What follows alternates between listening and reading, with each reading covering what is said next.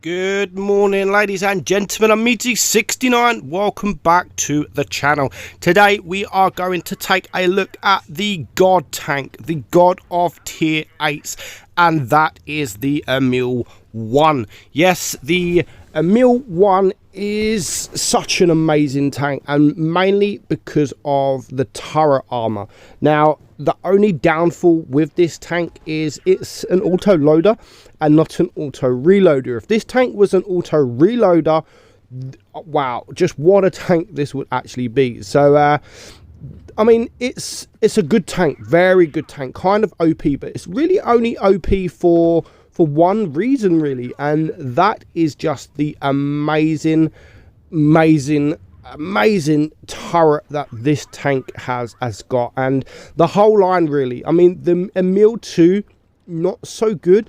The Kranwagen, well, the Kranwagen is, the turret is just another level. Nothing can pen it. Even if you switch to premium ammunition, it's a very difficult turret to pen. Whereas the Emil 1, people can switch to premium ammunition and they can actually pen your turret, but it's still a very difficult very difficult pen. You can see we got pen there from the lever, so it's not impossible, but of course, to pen your turret, people will have to switch to premium ammunition. They're gonna do less damage, and yeah, so you've not got that many hit points. I mean, 1750 compared to some other heavies, which is, I mean, well, you've got the VK 100, which has an insane amount of hit points. So you don't have that many hit points for a heavy tank,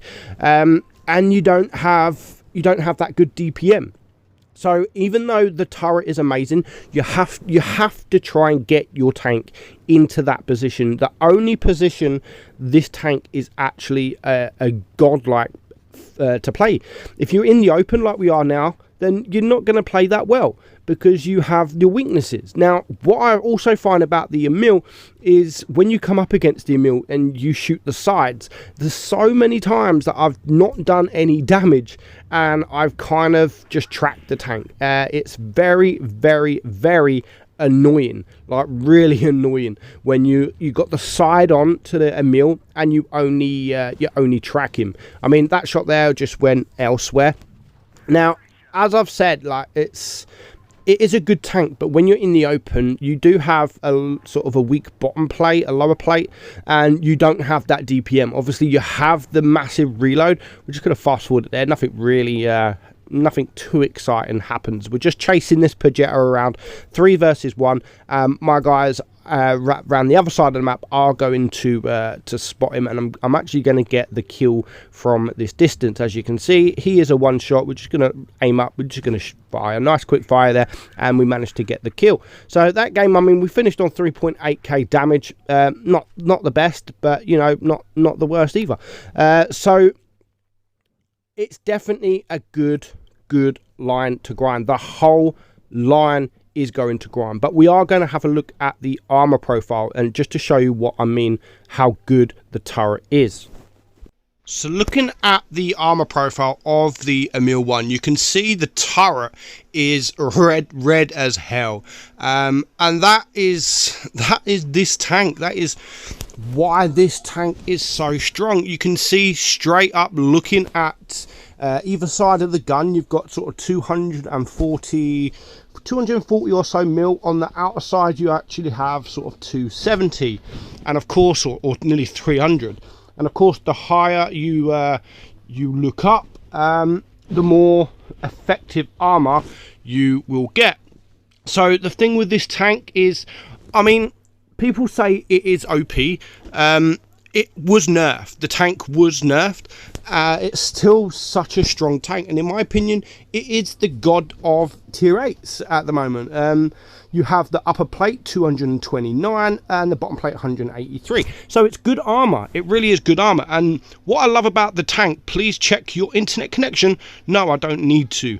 What I love about this tank is, if people switch to premium ammunition, they will be able to penetrate you, and you can see sort of the right at the top where it is kind of yellow, it's only 85 millimeters, but effective it is 236. So it's a very, very, very difficult pen. And in a hold down position, this tank is like a god. It really, really is. And I waited so long to play this tank because I knew just how OP it was, and obviously I wanted to get all the aces in the game. And I thought, if I play this now, I'm not going to be able to ace this. I'm not going to be able to ace this. So eventually I played the tank, and I think it was my 5th battle. It was my 5th battle, which is what we are going to look at now. So now this is, as I've said, my 5th battle. It is Supremacy, so of course playing Supremacy you do ace tanks a lot easier when you can cap a base. Then you'll get more XP, blah blah blah blah blah. So we are doing that now on Canal. I like this map. I do like this map for any kind of tank, really. It's good for mediums, it's good for TDs, it's good for heavies. It's all around a great tank. Now I'm literally just going to mess up here. We know that there is a tank that is capping, which is the IS-5, and he does get spotted. I wanted to get that shot off, and you can see a 361 alpha, and we have 3 shells. So we got that shot. We do take a shot in return, and now I'm actually going to waste so much freaking time. I've got 2 shells loaded. There's no point me reloading. What I wanted to do is go for this WZ-121FT. He's another OP tank, and I didn't think that my SU-152 would be able to deal with him. But luckily for him, or luckily for us, we do have the Borzik that is there, and he is going to take him out. So it's not a quick tank. It's actually quite a slow tank for a heavy, and it feels really slow as well. But it does have that OP consumable, the speed boost. So you can get around pretty quickly for a short time. But you have to literally use that wisely. Use that speed boost wisely. Don't just spam it. Use it when you need it. Usually I do use that right at the start of the battle to get into a position much quicker, and then just sort of use it when you're either trying to run away, or if you're, well, at this situation we're going to use it to try and get closer to the enemy team, because there's nothing at the moment. We do have the IS there, we do have the a few other tanks to our right. So we was going to go up and try and clear the IS-5, but then the Tiger 1 drops down. So I thought, you know what, I'm going to try and deal with him.